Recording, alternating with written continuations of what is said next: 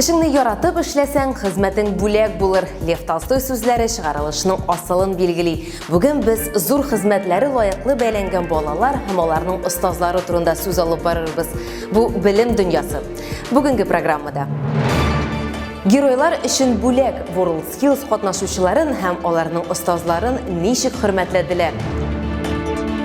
Үз эшенең осталары, әлеге кешеләргә сәламәтлек мөмкинлекләре чикле булу ни өчен киртә түгел.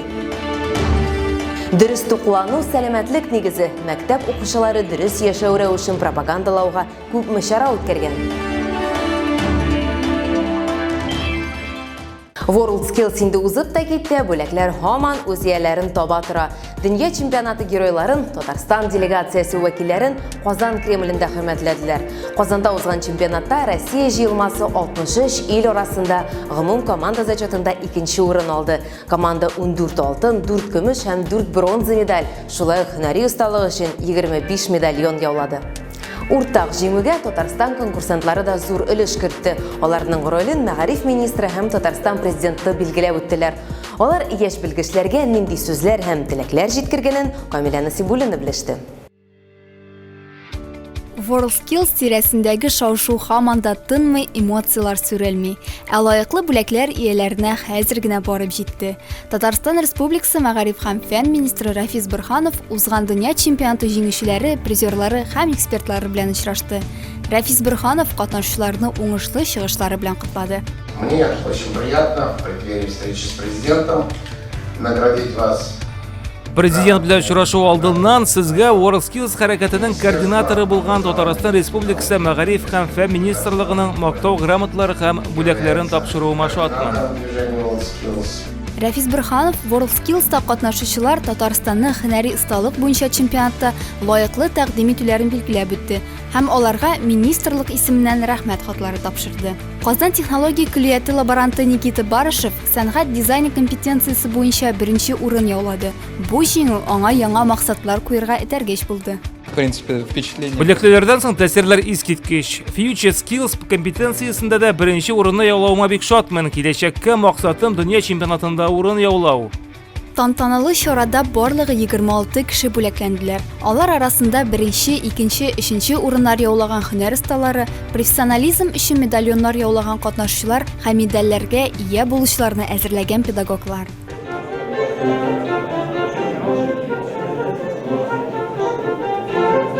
Татарстан белгечләрен бүләкләү тантанасы Казан Кремлендә дәвам итте. Биредә балалар һәм аларның педагоглары Татарстан Республикасы президенты Рөстәм Миңнеханов белән очрашты. WorldSkills дөнья чемпионаты мирасы һичшиксез республиканың кадрлар потенциалын үстерергә әле озак вакыт эшләячәк дип ассызыклады Рөстәм Миңнеханов. Кадерле дуслар, сезне чын күңелдән һәммәгезне бу зур җиңү белән котлыйм. Киләчәктә дә алда уңышлар булсын. Сезгә һәммәгезгә дә бик зур рәхмәт. Рөстәм Миңнеханов Татарстан Республикасы дәүләт бүләкләрен тапшырды. Татарстан президенты билгеләп үткәнчә, Казанда узган чемпионатта Россия җыелма командасы 63 ил арасында гомуми команда зачетында 2нче урынны алды. Безнең ил нәтиҗәсендә Татарстан Республикасы конкурсантларының өлеше зур. Татарстан вәкилләре киеренке көрәштә 3 призлы урын һәм 8 медальон яуладылар. Моннан тыш Татарстанлар Junior Skills һәм Future Skills блогының 7 компетенциясендә лаеклы чыгыш ясадылар. Рөстәм Миңнеханов шулай ук WorldSkills'ка әзерлек һәм аны үткәрүдә катнашкан барлык коллегаларына рәхмәтен белдерде. Һөнәри осталыкта Обилимпикс чемпионатында катнашучылар да көч сынаша. Бу физик мөмкинлекләре чикле кешеләр осталыкларын һәм күнекмәләрен күрсәтә торган турнир. 46 компетенция, 3 категория: мәктәп укучысы, студентлар, белгечләр. 14 яшьтән алып 65 яшькә кадәр барлыгы 450 кеше. Үз эшенең осталары кемдер әле укый торып та лаеклы нәтиҗәгә ирешә. Алар буенча региональ этапта иң яхшыларын билгеләделәр. Татарстан данын ил күләм чемпионатта яклау өчен алар Мәскәүгә юл тотачак. Республика җыелма командасының катнашучылары белән Галина Шаймуллина танышты.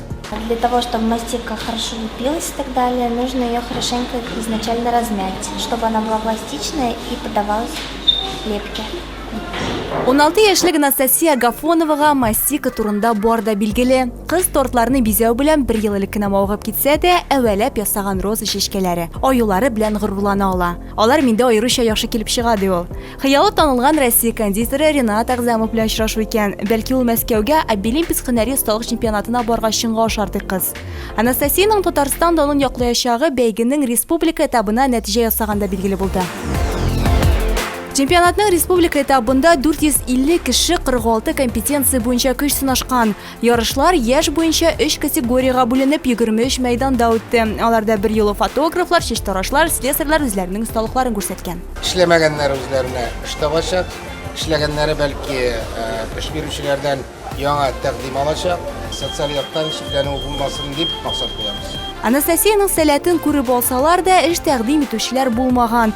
Бары мөте Мәскәүдә үтәчәк ярышларда. Я заканчиваю. Мин хәзер 2нче курста, бу укуым тиздән тамамлана дигән сүз. Әлеге чемпионат аркылы яхшы эшкә урнашырмын дип өметләнәм. Казанның кеше бизнес һәм эшмәкәрлек көллиятендә Обилимпис һөнәри осталык чемпионатыннан соң студентларның яхшы эшкә урнашулары күркәм гадәткә әверелеп бара. Мисал өчен узган ел Россия чемпионатында камыр ризыкларын пешерү компетенциясе буенча республика данын яклаучы Мария Мыльникованы Мәскәүдә үк алып калганнар. Кызганыч, быел катнашкан егет Адель Валиншинга бу уңышны кабатларга насыйп булмый. Әмма аның кебек камыр баса белүче төркемендә хәтта курсында да юк икән. Күңелеңне биреп басырга кирәк. Шул очракта камыргыз тиз кабарыр, тәмле килеп чыгар. 17 яшьлек Камила Магомедова үзенең игътибарсызлыгы аркасында гына төшеп кала. Пирожныйлар әзер булса да сигналны ишетмичә аларны бизәүне дәвам иткән. На самом конкурсе мне было очень интересно. Бәйге беренче чиратта минем өчен зур тәҗрибә булды. Мин камера каршында үземне кыюрак тотарга, вакытка эшләргә өйрәндем. Киләсе елга башка мондый хата ясамам. Максатым клиентның генә түгел, республика җыелма командасының да данын яклау. Казанның кеше бизнес һәм эшмәкәрлек көллиятендә сәламәтлекләре шикле булган 104 студент белем ала. Быел 71 кешене кабул иткәннәр.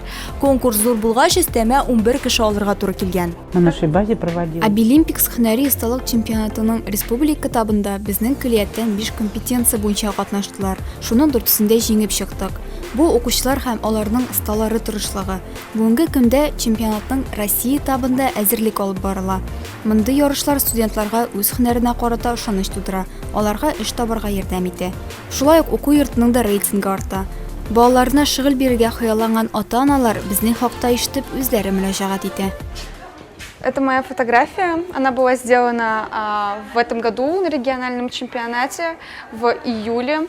Казанның сәүдә-икътисад техникумы студенты Елена Баймуратова чемпионатның региональ этабы өчен үзе ясаган фотографияләрдән торучы күргәзмә әзерләгән. Бүгенге көндә уку йортының сайтында фотограф булып эшли икән. Маңгай күзе бик яхшы күрмәсә дә, күңел күзе күргәннәрен, хисләрен сурәтләр аша бик яхшы тапшыра белә ул.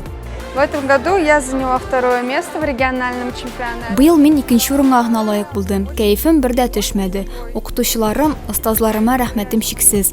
Алда безне тагын да зуррак үрләр көтә. Обилимпиксны 2нче төрле WorldSkills прототипы мөмкинлекләр олимпиадасы дип тә атыйлар, чөнки бу ярыш катнашучылар өчен хыялларын тормышка ашыручы, үз көчләренә ышанырга ярдәм итүче зур этәргеч. Бәйгенең Россия этабы 20-22 ноябрьдә Мәскәүдә үтәчәк. Республикадан яклаучы уенчыларга уңышлар теләп калабыз. Битараф булмау һәм актив катнашу өчен бүләк. Бу дөрес туклану актив озын гомерлек акциясенең 22 җиңүчесе турында. Акция бөтен ил буенча дөрес туклану проблемасына өлкән сыйныф укучыларының игътибарын җәлеп итү өчен узды. Катнашучылар рәсем ясап, эссе язып кына калмады. Алар озак вакыт дәвамында кеше сыйныфларга сәламәт яшәү рәвеше, дөрес туклану турында сөйләде, төрле акциялар уздырды.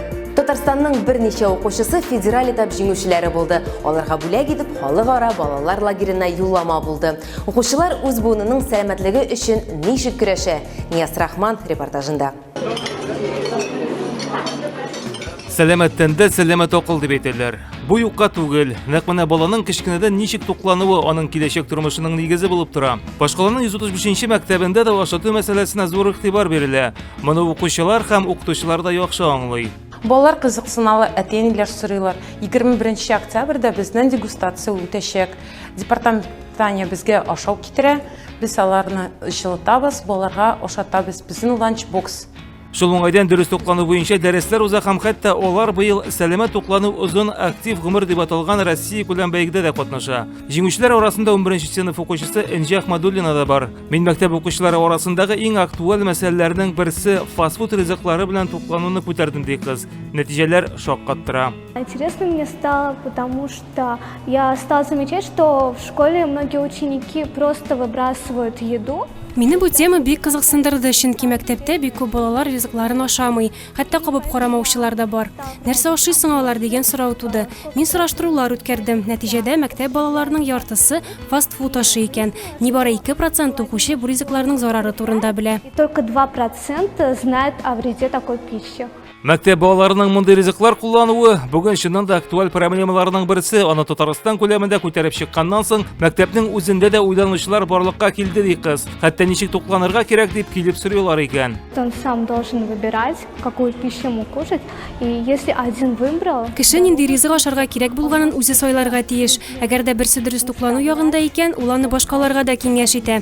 Димәк, шул рәвешле балалар бер-берсен сәламәт тормышка һәм дөрес яшәү рәвешенә тарта. Просто объяснить 3, 5 и так далее. Сәламәт туклану актив озын гомер акциясе кысаларында оештырылган лидер бәйгесенә региональ этабының җиңүчеләрен бүләкләү тантанасында сәламлисебез килә. Сәламәт туклану актив озын гомер бөтен Россия акциясының региональ этабы җиңүчеләренең исемнәре инде билгеле. Чарада Татарстанның 419 мәктәбе катнаша. Шулар арасыннан иң генә җиңүчеләр рәтендә нибары 22 укучының проекты игътибар үзәгендә. Учащийся Васильской средней школы номер 2 имени Соболева Зеленодольского муниципального района Республики Татарстан. Җиңүчеләр арасында Татарстанның төрле район һәм шәһәрләреннән килүчеләр бар. Мәсәлән, Илюза Закирова Балташ районыннан. Дөрес туклану ул мәҗбүри түгел, ә һәркем аның асылын аңлап, үзе моңа игътибар итәргә тиеш ди. Үзләренең мәктәпләрендә дә шул моданы кертмәкче ул.